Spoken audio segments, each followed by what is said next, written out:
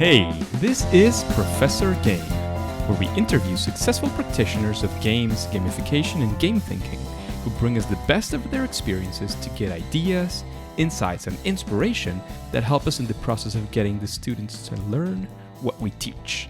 And I'm Rob Alvarez. I work at IE Business School Publishing, where we create interactive and engaging learning materials. Do you have something you'd like some help with? Ask our guests. Go to professorgame.com/question and get your question answered in a future episode. So engagers, today we have Greg Toppo. So Greg, are you prepared to engage? I am. Thanks for having me. Let's do this. Greg is a different type of guest in a way, and because Greg is a senior editor for Inside Higher Ed. Before that, he also spent 15 years as a national education reporter for USA Today. He's a graduate of the St. John's College in Santa Fe, New Mexico. He taught in both public and private schools for 8 years before moving into journalism. His first job was in the Santa Fe New Mexican, a 50,000 circulation daily, and he worked for 4 years as a wire service reporter in the Associated Press. First in Baltimore, then in the Washington, D.C., where he became the AP's national K-12 education writer. He also co-led the USA Today team that in 2011 looked at the educator-led cheating on standardized tests.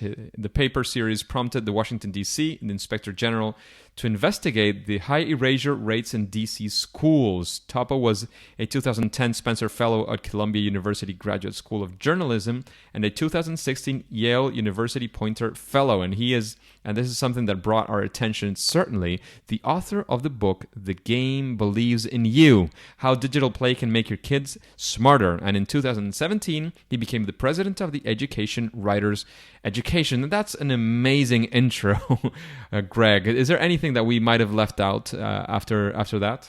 I don't think so. It makes me sound very busy. I'm sure you are.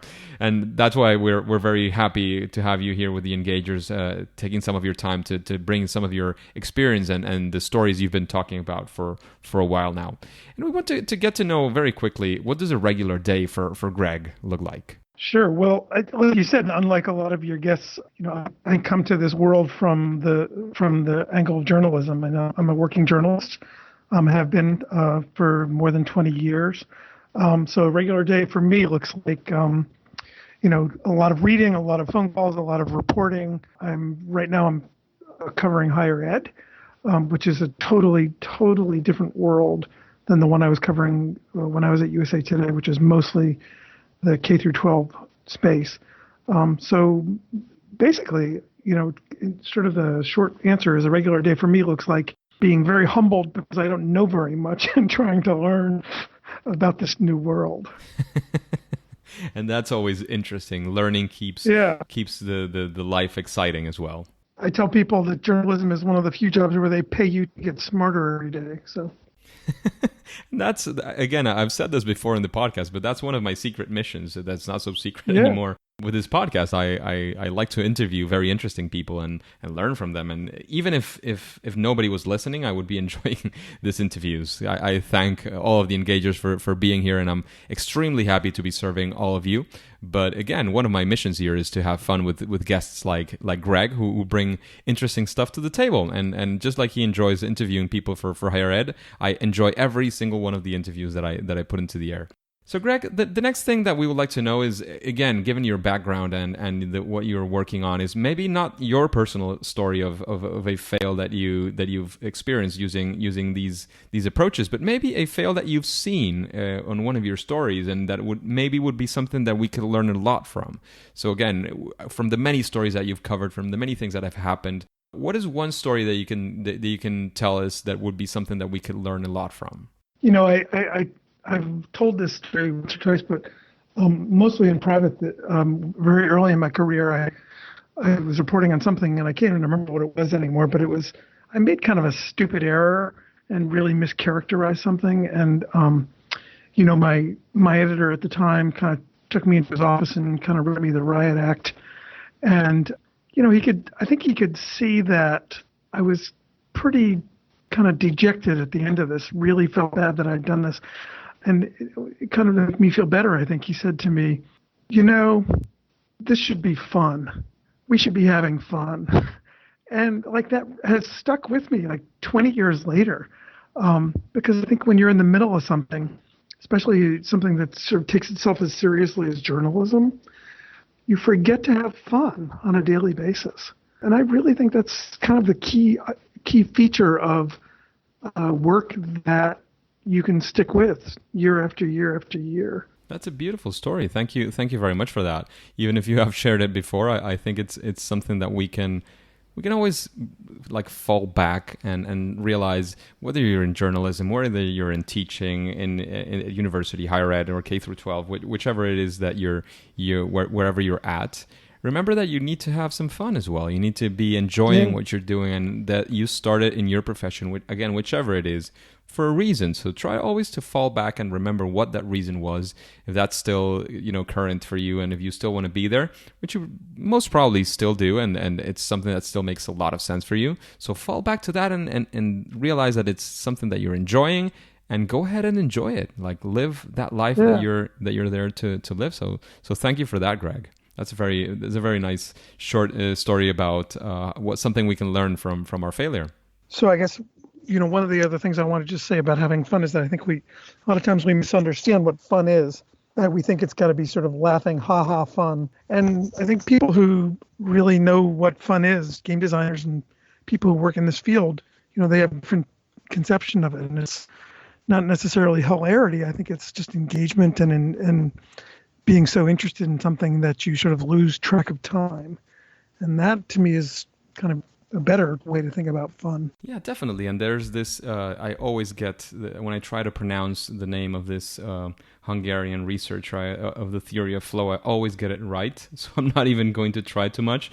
I'll leave the name in the show notes so that everybody can find him. But it's this person who researched about the theory of flow. So that makes a lot of sense, definitely, Greg. Now, we also wanted to move into something else. I mean, we were talking about failure and difficult times and things that we learned from that failure, but we also want to know of a story, maybe something that you've run into or something that you experienced yourself in your years in education of success when using these strategies of fun, of gamification, something around these lines that you have, again, either experienced yourself or seen in your stories that you would like to share, and it's something that perhaps we could learn as well from. Sure. Well, when I was reporting, I met a lot of teachers who were using these principles, and there were people who, they were not gamers necessarily themselves, or they certainly weren't attached to games in any kind of major way, but they found them as really valuable tools that they could use with their students to keep them engaged. And one of my favorite ones was a Minnesota social studies teacher who basically invented a game to teach his students about sort of civics and world history. And essentially what it is, he gamified reading the news. Students were put on teams, and they picked sort of like a fantasy football game where they picked, instead of players on football teams, they picked countries. And you scored points if your country was in the news. And so it was a sort of a perfect way to introduce them to not just reading the newspaper, but following it day by day by day. And one of the things that he said to me, which I really, really loved, he said that sort of made the students, the teachers, it put them in charge of the operation. And what he said sort of the result was that he could sort of step back, and and his phrase, which I love, is he became obsolete, and the students were basically running the game after a couple of weeks. And that's kind of what you want as a teacher.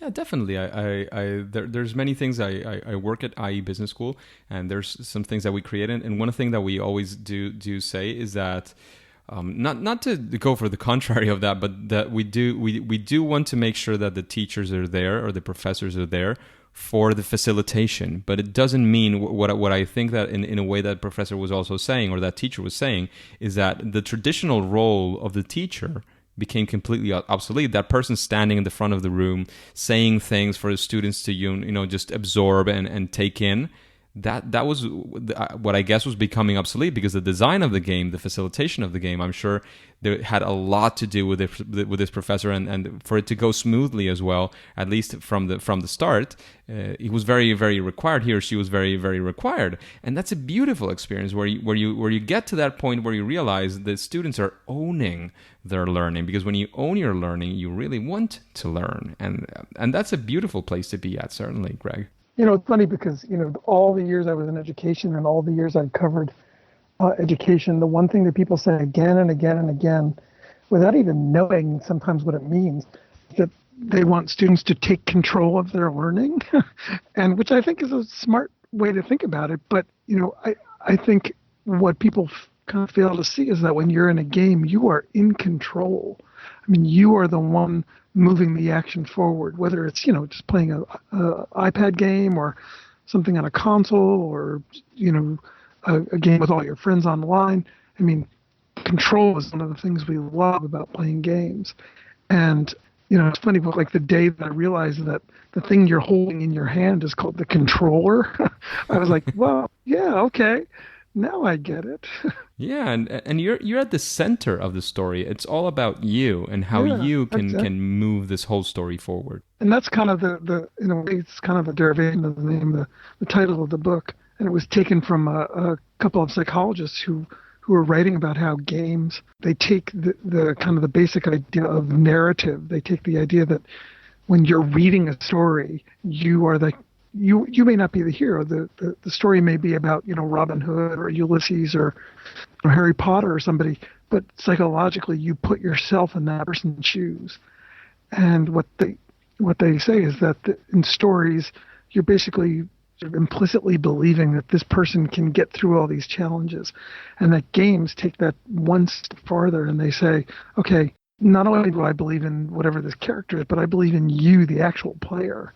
That's a really powerful thing. Yeah, certainly. And you were starting to talk about your book, and I'm very, very interested in, because if you see it from an outside perspective and you say, well, this guy, yes, he spent some time in education, but then he's been a journalist for I think you mentioned around 20 years by now. How did you get into writing a book like the book that you wrote of The Game Believes in You? Well, it was actually kind of a funny story. I won't bore you with all the details, but I got to a point where I started spending a lot of time thinking about technology and thinking about the role it was playing in our kids' lives.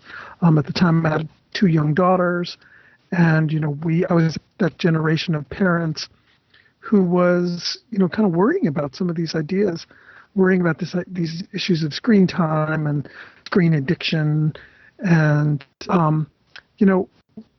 what I started to see was that we really, in a way, as adults, we sort of had it all wrong. That we were focusing on the sort of the pathology of these devices, but we weren't focusing on the needs that our kids were having satisfied by having these things. Some really incredible writing about it by somebody named Dana Boyd, who wrote a lot about, about 10 years ago, a lot about sort of what's happening socially to a group of kids with cell phones. What work are they getting done with those phones? And when I started sort of thinking in those terms, I started really encountering video games for the first time. I'd played them when I was younger, but I really hadn't thought about them as media. And, I didn't really have much of an interest in them, but they wouldn't go away. Every time I kept sort of trying to go down another path, they kept coming back, and I kept saying to myself, you know what, I really need to focus on games, even just to sort of scratch this curiosity. And so that's what I did. I just said, okay, I'm going to give myself a couple of months, and I'm just going to spend some time just like thinking about, reading about, playing games. And that sort of changed everything. One of the first people I kind of came across in terms of scholarship was a guy, a Danish game designer by the name of Jesper Juhl, who wrote this really kind of incredible book. It really kind of got me thinking about this stuff, about failure. It's actually called The Art of Failure. And one of the things he said was that And this is like a quote from the book. He said, "I dislike failing in games, but I dislike not failing even more." And I thought, you know what? Wait, this is something different. This is like a different way to think about motivation. He talks about resistance and how the thing we just expect in a game is to bite back and to sort of give us a little taste of failure. But the thing that really got me was this, where he writes in this book, he basically says, you know what? If a game is not hard enough, we're disappointed. And, what I began to realize with his help was that like games in a way sort of stand apart from everything in our lives. In that, if something else I do in my life is too easy, I'm like I'm very happy that mowing the lawn is easier, or cooking dinner is easier. I don't really want a challenge. I want those things to just sort of happen and go by and let me be done with them. But if a game is too easy, we're like, that game sucked. That was terrible. And I thought, and I mean, I'm not the first person who thought this, but what I started to think was, like, what does that look like in school? Like if you take that different approach to the task and kind of transpose it into school, what's possible? And I thought, that's really cool. That's really powerful stuff. So that's kind of where the book sort of takes off from, just looking at people who thought in those terms and then said, okay, what could we do with this idea? Yeah, that's a very interesting way to approach a book. I'm guessing you did a lot of research. I hadn't heard of that book. I think it's very interesting. The whole thing about failure and just to build upon what you just said is, we're in a way the education is not set up for us to understand that failure is part of life, that you're going to fail at things, you're going to succeed at things, and sometimes your success will be coming because you had a failure before, you learned something from that failure and you did it different. And we're not allowing our learners to fail and to get that learning from. Today I had a class and I teach quantitative methods, so of all things, something that is super complex and that my students are not necessarily excited before starting the class that they're going to see the subject, because they have many different levels in which they're arriving there. But one of the things that I used specifically in a class today, and this is a case study that's been used by many other professors, is I ask them a direct question and I tell them to vote. You have to do either A, B, or C. I know that they're going to be in B or C, but that's the wrong answer. I'm leading them into going into the wrong answer because A is the right one. And then I explain them why actually they had it all wrong and the right answer was A. It's like, oh, okay, interesting. So using the things that you're telling me, that you're trying to teach us, goes against my instinct, but is actually the real thing that I should be thinking about. That's so right. That's like, okay, interesting. So then you go for another question and you ask them, well, is it again A, B, or C? And they should be. They're probably going to go for A because, well, for many things, the previous one was A, and all these things. And right now, what they have to go is for C. And again, you set them up for failure so that and in a safe space. Of course, they're not losing money. Are not grading them on whether they say the right question. And then the learning process there is super powerful. And I'm convinced. I cannot be sure of that, but I'm convinced that they will have learned more from that type of lessons than from many others that have come in through other methods, and even subjects that they might be more excited about. I mean, they're studying business. Quantitative methods is just something that in ways that very few of them are going to dedicate to maybe data or these kinds of things. They're probably in there because they want to do marketing or finance or operations, and that's something that they need to build upon as a skill to do most of these subjects. So it's like a way to get there. It's not the final destination, and they might be learning more of that will be useful for them in the future than for many other of the techniques that are maybe perhaps the traditional or the typical thing that they would be doing. Yeah, I think that's a good way to think about it. I mean, the other thing that occurred to me as I was meeting all these people and kind of doing all this research is one of the things we don't talk about much in school. That is that it's not very hard, that we don't really challenge people very much, and that games. I mean, that's like I said, that's one of the things that makes them fun, right? Which is they're hard. there's that concept. I'm sure you've explored it on your show. This idea of hard fun. I mean, that's an actual gaming term, right? And what it says is that things are not fun in spite of being hard. Things are fun because they're hard. And that was something that I don't think a lot of people had really explored very much. And so I wanted to kind of scratch this itch of, well, could play sort of counterintuitively make school harder, and really like get young people like working harder and going farther and doing more. That's something that was really kind of animating to me and really exciting.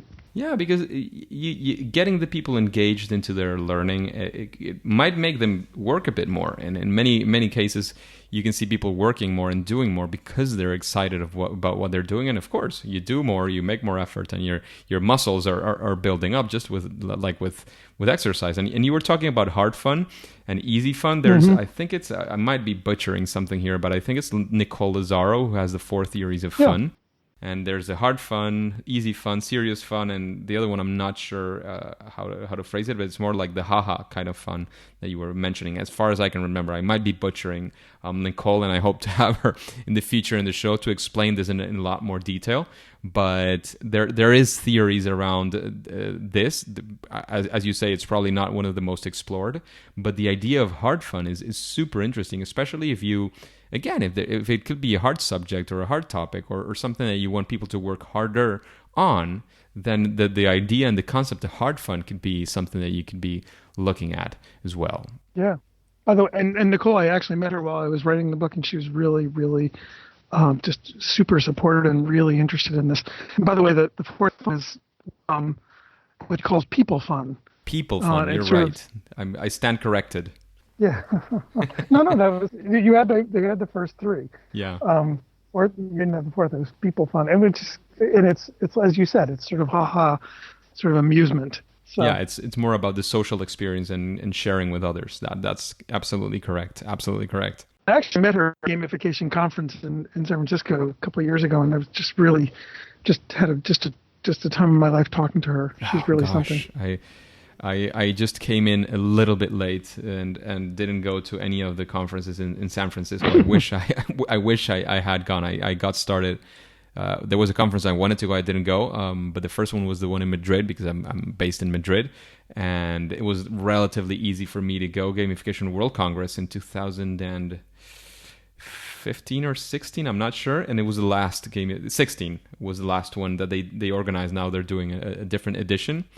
And now there's finally sprouting of new conferences. By the time this interview goes live, we'll have had some amazing experiences I hope, in Gamification Europe. I just came back as well from Chicago, from Gamicon, the conference of gamification of learning especially, and employee engagement. So there's exciting things going on over in the gamification field for sure. Absolutely. 1 minute break before we continue with the episode. Have you been enjoying Professor Game? I would really appreciate if you could share it with your friends and family and on social media. On Twitter and on Instagram, you can find me at RobAlvarezB, and you can also use the hashtag ProfessorGame, all one word. And in Facebook, you can find the Professor Game page. Thank you very much for supporting Professor Game and for your engagement.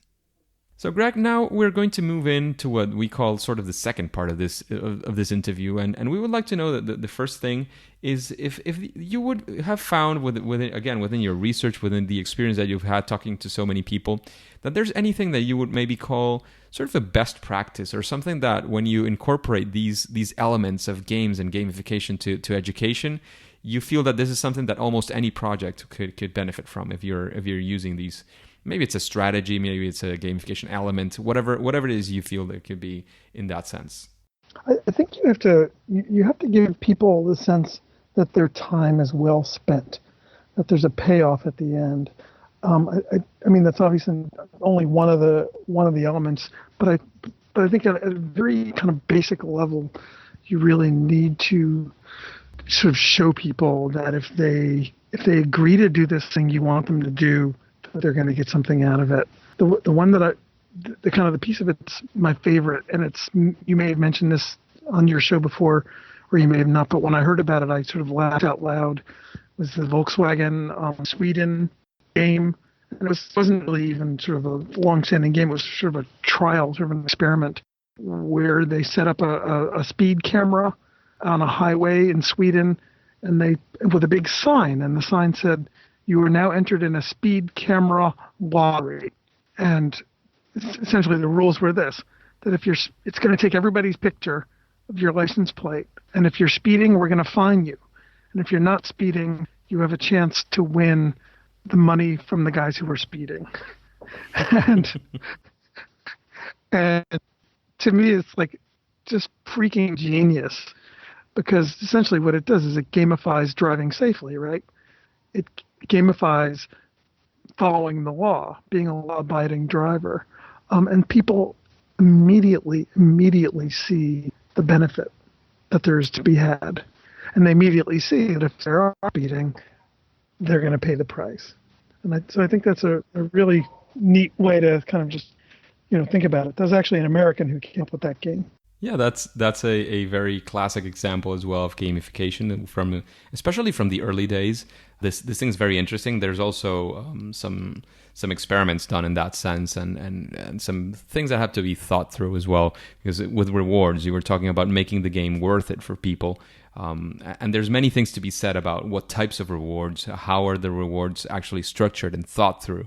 But the rewards are certainly something that has to be there. And for example, Roman Rackwitz, a past guest as well, is very, very strong about saying that the rewards have to be intrinsic, that you have to get something that is not necessarily a money, for example, in this case, or it's not necessarily a physical object or something that you get or a badge. It's going to be something maybe more intrinsic. And there's many, many ways to reward intrinsically people. But this is a great example of that. Is very, very visual, very direct, and then it worked very well. This is something that there's something I think, I'm not sure where it was, but it was in an Asian country or in a region where they decided that instead of getting people, there's always the thing with the deep economy, that sometimes people don't make invoices so that they don't pay taxes, and all these things that that happen in many places. And apparently here this was a problem, so they decided to say, you know what? Every number of invoice that you get, we're going to create it from a national system, and your invoice is going to go into as a lottery ticket, and every month we're going to give money away for getting your invoices. So everybody wants to have an invoice, and the person who says, oh yeah, I'm not going to give you an invoice and you'll get a discount because we don't pay taxes, I say, no, I want my invoice because I want to participate in this national lottery. And by now, maybe 30 years after they started that, everybody is giving away their invoices. Everybody's asking for invoices because they're already used to the system. After all these years, maybe even if you take out the lottery, people will still do it because they're already used to that system and that way of doing things. So there's a lot to be said about that, and I completely agree with you, Greg, in that sense. And I know one of the things that a lot of people, the complaints about people have about gamification is that a lot of the rewards are extrinsic, and they're not sort of getting people sort of deep into the material, whatever it is you want them to do. But I think there are sometimes when, and not like a deep thinker on this, but just to my conception, that there are a lot of times when you just have to do things that are unpleasant. And, this is an instance to me where you can really sort of, in a way, sort of make the medicine go down a little bit easier. I would say I wouldn't be as big a proponent of gamification and these sorts of rewards if you're, let's say, teaching a subject like math or science or literature. I do think the rewards have to be intrinsic in something like that. If you're just, like you say, filing invoices or driving to work, these are not, key to your existence in the same way. Yeah, no, definitely. Again, there's many. I think there is many things to be said.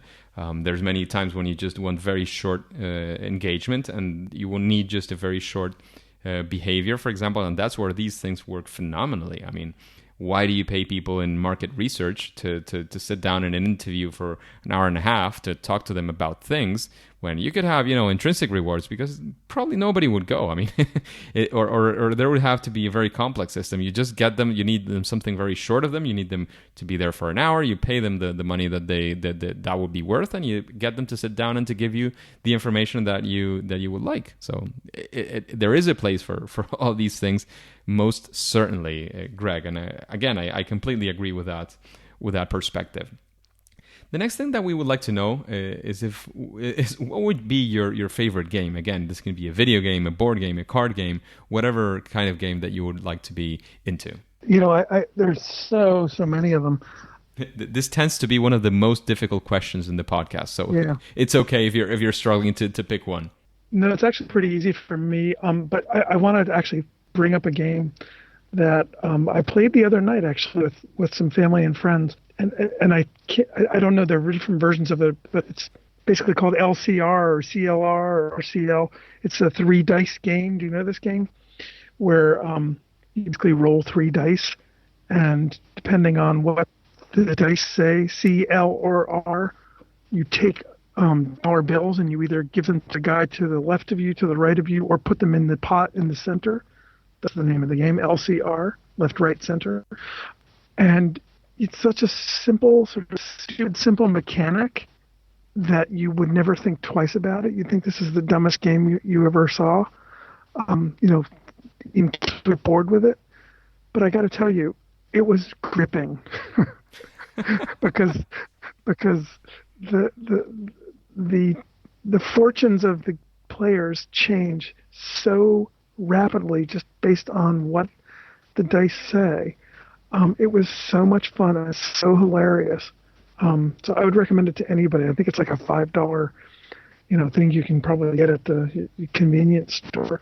It was really just, it was hysterical, and very much a great example of how the magic circle works. How something as silly as 3 dice, rolled on a table with a bunch of dollar bills could really just keep you gripped all night. Definitely. And in that sense of games and things that you enjoy, is there somebody that you would enjoy listening to in an interview like this one in Professor Game? Well, definitely Jesper Jules, so the guy I mentioned earlier who wrote about failure. I mean, I think there are lots of really, really interesting thinkers about this stuff. Some of my favorite, I mentioned the guys who kind of came up with the idea of stories building in the reader. Those guys, Scott Rigby and Richard Ryan, really some of my heroes. Jane McGonigal, I mean, her book really helped me sort of think in a bigger way about the sort of the social value of games and how people actually feel playing games and how important they are. The list goes on and on and on. I love that's one of the perks of having this podcast. Yeah. At some points, I think it was my mom said something like, "But do you think you'll find that many people to talk about such a niche subject?" Well, you have no idea. You do have no idea.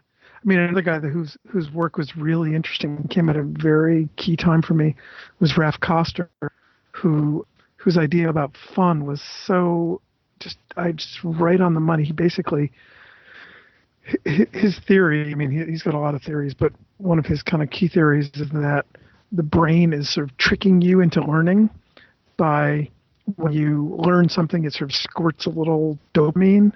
So his conception, basically our brains are getting us high all the time.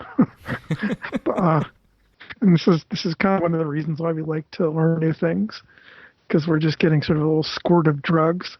So he's got a great TED Talk about that. You mentioned several authors, and of course, aside from your book, The Game Believes in You, what book would you say is your recommendation for the engagers? Gosh, I can't really pick one.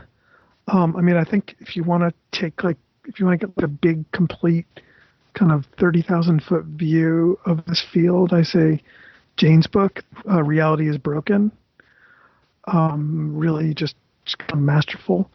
I would say if you want to read more in a sort of more meditative way about how important it is to fail, I would say Jesper Jules' book, The Art of Failure.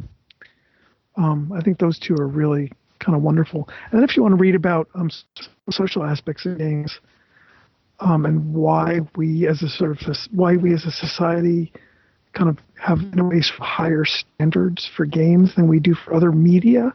The book, The Proteus Paradox by Nick Yee from Stanford, is his last name is Yee, Y-E-E.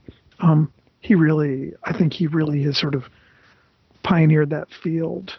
He has a great metaphor where he says, imagine a game played on this sort of played in this space sort of outside of regular society, special rules and fierce competition and teamwork, and people get very, very excited about it and kind of devote their lives to it. He says, and this game is football. And it's already there.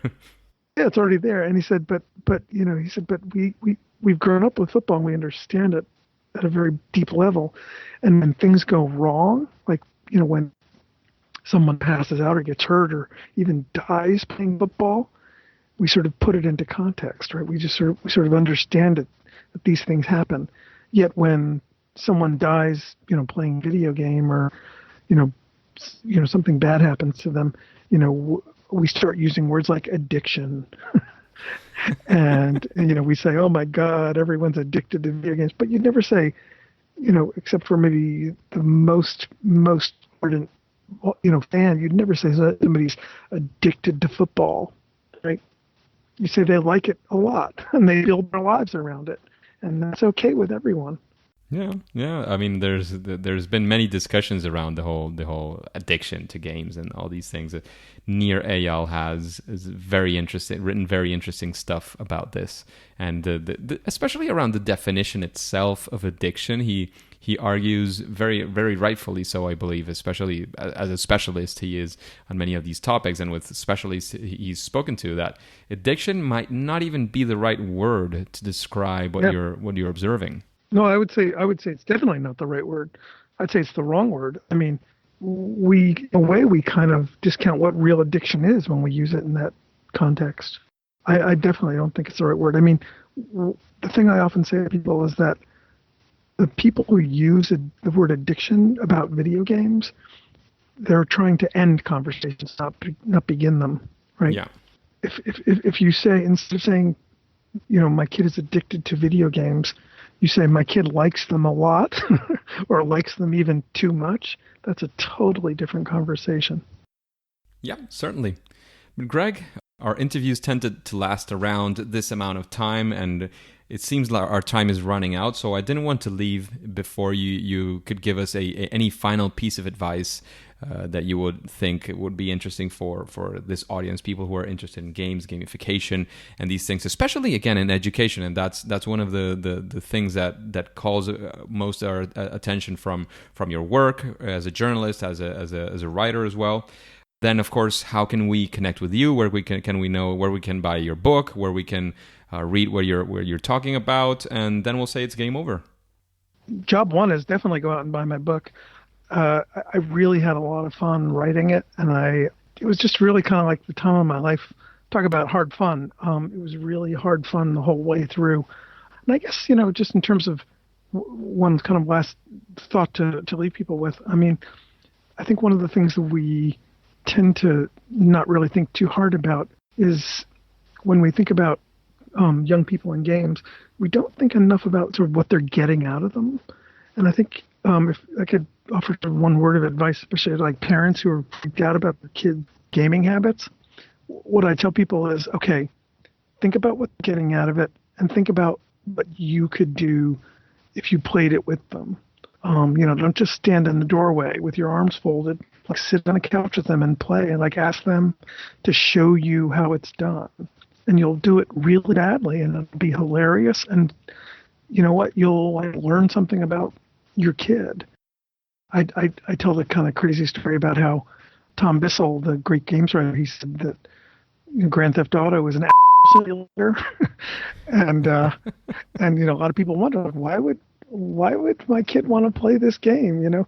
And what I tell people is like, maybe your kid just wants to like try on that mask. He wants to try out being an right? So there's no cost to it. He's not actually hurting someone. But like, sit down and like find out what it feels like to be an and talk about what do.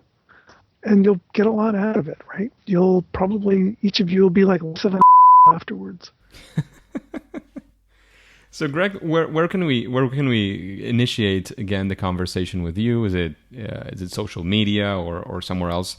How can we get in contact with you if after the interview there's questions, ideas, anything to discuss, any projects maybe in the future? How can we get in touch with you? And then again, it's time to say game over. Well, thanks. So I'm on Twitter at gtoppo, at GTOPPO. The website for the book is gamebelieves.com. GAMEDELIEVES, gamebelieves.com. Those are probably the best places to start. The book also has its own Twitter page at Game Believes. Just shoot me a tweet and we'll talk. Fantastic. Thank you very much for your time, Greg. This was so much fun. I had a lot of fun. I'm sure the engagers will have a lot of fun listening to this episode. Thank you for your time, and it'll be until next time. Now it's game over. Hey, engagers, thank you very much for listening to Professor Game Podcast. I hope you enjoyed this interview with Greg. A question, how are you listening to this podcast? If you're doing it through a podcasting app, have you subscribed and rated this podcast? Please do so.